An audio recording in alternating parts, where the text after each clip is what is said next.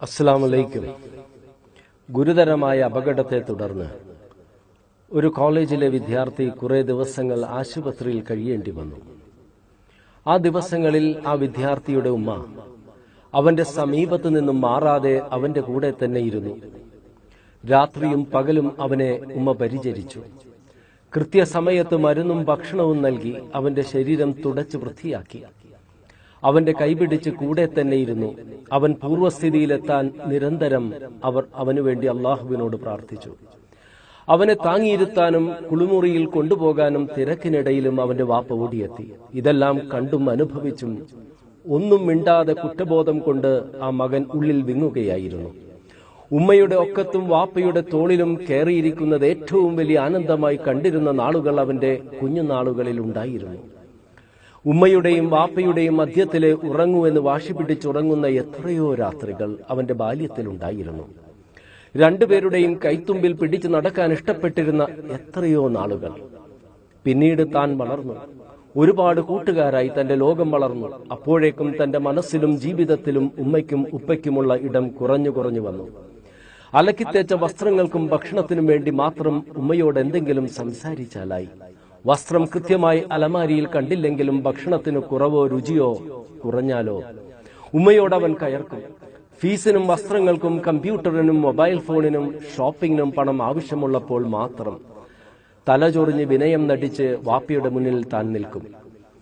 ഉമ്മയോടും വാപ്പയോടും കഴിഞ്ഞ 5 വർഷങ്ങൾക്കുള്ളിൽ താൻ സംസാരിച്ചിട്ടുള്ള സമയം കണക്കാക്കിയാൽ കൂടിയാൽ 5-6 മണിക്കൂറുകൾ മാത്രം.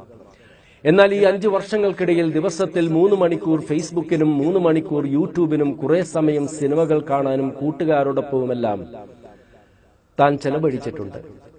ഞങ്ങളോടൊന്ന് സംസാരിക്കും മോനെ എന്നുമ്മായും വാപ്പയും പറയുന്നത് തന്നെ തനിക്കൊരു ഇറിറ്റേഷനാണ്.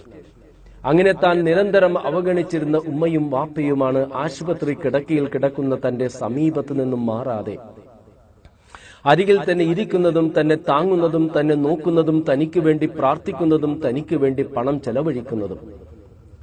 എങ്ങനെ താൻ കുറ്റബോധം കൊണ്ട് തേങ്ങാതിരിക്കും? ഗുരുതരമായ ഒരു അപകടം ആ മകന്റെ ജീവിതത്തിൽ സംഭവിച്ചത് മൂലം തെറ്റുതിരുത്താൻ അവനൊരവസരം ലഭിച്ചു. എന്നാൽ ഉമ്മയുടെയും വാപ്പയുടെയും മരണശേഷം വർഷങ്ങൾ കഴിഞ്ഞ് സ്വന്തം മക്കളിൽ നിന്നും അവഗണനയുടെ കയ്പുനീര് കുടിക്കുമ്പോൾ മാത്രം തന്റെ മാതാപിതാക്കളോട് കാണിച്ച അവഗണനയുടെ ആഴവും അത് അവരിൽ ഉണ്ടാക്കിയ തീവ്രമായ നൊമ്പരവും തിരിച്ചറിയുന്ന മക്കളാണ് മഹാഭൂരിപക്ഷവും. ദൂരത്ത് പഠിക്കുന്ന മകനെ കുറിച്ചോർത്ത് ഉറങ്ങാതെ കിടക്കുന്ന മാതാവ്. അവൻ റോഡ് മുറിച്ച് കടക്കുമ്പോൾ അവൻ എന്തെങ്കിലും അപകടം സംഭവിക്കുമോ?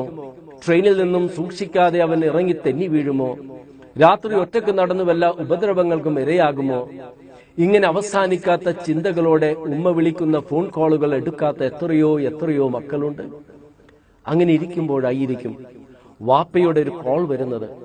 ഉമ്മ പെടുന്നനെ മരിച്ചുപോയെന്ന ഭയാനകമായ വാർത്ത. മരണവാർത്തയേക്കാൾ ചങ്ക് പൊളിക്കുന്നത് ഉമ്മ വിളിച്ചപ്പോൾ ഫോൺ എടുക്കാത്തതിനെ കുറിച്ച് ഓർത്തിട്ടായിരിക്കും. ഉമ്മ അടുത്തിരുന്ന് സംസാരിക്കാൻ വന്നപ്പോൾ അവഗണിച്ച് സുഹൃത്തുക്കളോടൊപ്പം പോയതിനെ കുറിച്ച് ഓർത്തിട്ടായിരിക്കും.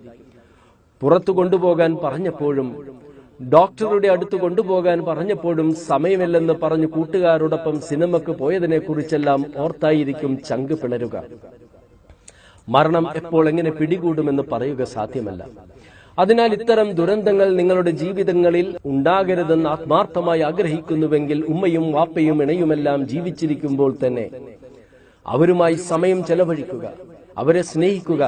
മനസ്സിന്റെ ഉള്ളിൽ പരിമിതപ്പെടുത്തിയിട്ടല്ല, ബാഹ്യമായി തന്നെ പ്രവൃത്തിയിൽ കാണിച്ചുകൊണ്ട്.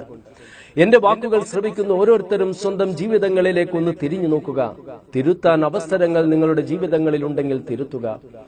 അന്ത്യദിനം അടുക്കുമ്പോഴുള്ള അടയാളങ്ങളിൽ ഒന്ന് നബി സല്ലല്ലാഹു അലൈഹി വസല്ലം ഉണർത്തിയത് ഭാര്യയെ അനുസരിച്ച് ഉമ്മയെ ധിക്കരിക്കുന്ന, കൂട്ടുകാരോട് കാരുണ്യത്തോടും സ്നേഹത്തോടും ഇടപഴകുകയും പിതാവിനെ അവഗണിക്കുകയും ചെയ്യുന്ന സന്താനങ്ങളുടെ ബാഹുല്യമാണ്.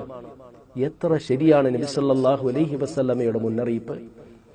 ഉപ്പ നിങ്ങൾക്ക് നൽകുന്ന പണം കൊണ്ട് കോഫി ഷോപ്പിലും സിനിമക്കും കയറുന്ന, ഒരു പക്ഷെ നിങ്ങളുടെ പിന്നിൽ നിങ്ങളെ സംബന്ധിച്ച് പരദൂഷണം പോലും പറയുന്ന കൂട്ടുകാരോട് എത്ര മാന്യമായിട്ടാണ് നിങ്ങൾ സംസാരിക്കുന്നത്? ഇന്ന സമയത്ത് വരാമെന്ന് പറഞ്ഞ കൂട്ടുകാരൻ 1 മണിക്കൂർ കഴിഞ്ഞ് വന്നാലും നിങ്ങൾ ക്ഷമിച്ച് അയാളോട് കയർക്കുകയോ അയാളെ കുറ്റം പറയുകയോ ചെയ്യില്ല.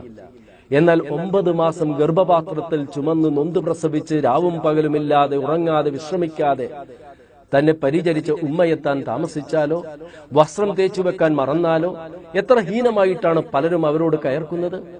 എന്താണ് ഈ ഇരട്ടത്താപ്പ് നയത്തിന്റെ പിന്നിലെ വികാരം? കൂട്ടുകാരനോട് കയർത്താൽ അവൻ നിങ്ങളെ ഉപേക്ഷിച്ച് മറ്റു കൂട്ടുകെട്ടിലേക്ക് പോകും. എന്നാൽ നിങ്ങൾ എന്ത് പറഞ്ഞാലും നിങ്ങളുടെ പൊന്നുമ്മ വേദന ഹൃദയത്തിൽ ഒതുക്കി എല്ലാം സഹിക്കും. ആ ധൈര്യമല്ലേ ഉമ്മയെ അവഗണിക്കാനും അവരോട് ക്രൂരമായി പെരുമാറാനും നിങ്ങളെ പ്രേരിപ്പിക്കുന്നത്? ഉപ്പയിൽ നിന്നും പണവും സാമ്പത്തിക സഹായവും ആവശ്യമുള്ളതിനാൽ ആ ഘട്ടത്തിലെങ്കിലും മക്കൾ മാന്യമായി അവരോട് പെരുമാറും. ഇന്ന് പൊതുവെ കാണുന്നൊരു പ്രവണതയുണ്ട്. ഏറ്റവും കൂടുതൽ സ്നേഹവും ലാളനയും കാണിക്കുന്ന മാതാപിതാക്കളോടാണ് സന്താനങ്ങൾ ഏറ്റവും കൂടുതൽ മോശമായി പെരുമാറുന്നത്. വിശുദ്ധ ഖുർആൻ 31-ാം അധ്യായത്തിലെ 14-ാം വചനത്തിൽ പറയുന്നു, വബസ്വൈനൽ ഇൻസാന ബിവാലിദൈഹി ഹമലതുഹു ഉമ്മുഹു വഹനൻ അലാ വഹനിൻ വഫിസ്സാലുഹു ഫി ആമാനി അൻ ഇശ്കുർ ലി വലിവാലിദൈക ഇലയ്യൽ മസീർ. മനുഷ്യന് തന്റെ മാതാപിതാക്കളുടെ കാര്യത്തിൽ നാം അനുശാസനം നൽകിയിരിക്കുന്നു. ക്ഷീണത്തിന്റെ മേൽ ക്ഷീണമായിട്ടാണ് മാതാവ് അവനെ ഗർഭം ചുമന്ന് നടന്നത്. അവന്റെ മുലകുടി നിർത്തിയതാകട്ടെ 2 വർഷം കൊണ്ടുമാണ്. എന്നോടും നിന്റെ മാതാപിതാക്കളോടും നീ നന്ദി കാണിക്കുക, എന്റെ അടുത്തേക്കാണ് നിന്റെ മടക്കം.